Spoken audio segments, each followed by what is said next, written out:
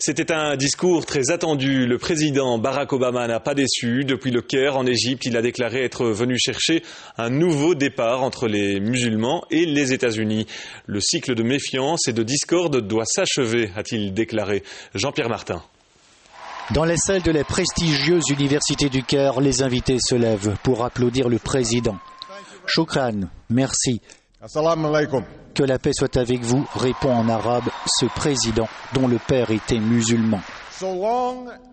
Aussi longtemps que nos relations seront définies par nos différences, nous donnerons du pouvoir à ceux qui sèment la haine plutôt que la paix, à ceux qui font la promotion du conflit plutôt que de la coopération. Ce cycle de méfiance et de discorde doit s'achever. Je suis venu chercher un nouveau départ entre les États-Unis et le monde musulman. Un départ fondé sur l'intérêt mutuel, le respect mutuel, un départ fondé sur cette vérité que l'Amérique et l'islam ne s'excluent pas.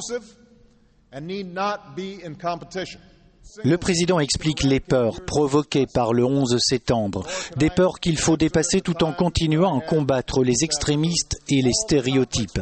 Il évoque la question des droits de l'homme et de la femme et il plaide la paix entre Israéliens et Palestiniens.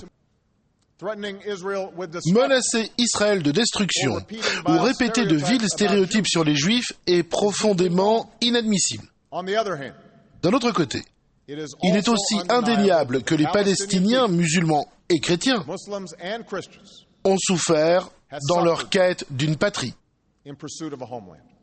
Après les années Bush, la guerre contre le terrorisme, la guerre en Irak et le scandale des tortures, Barack Obama tend la main à 1,5 milliard d'habitants de la planète pour construire un nouveau monde. Objectif, la paix au Proche-Orient, basé sur un État palestinien à côté d'Israël.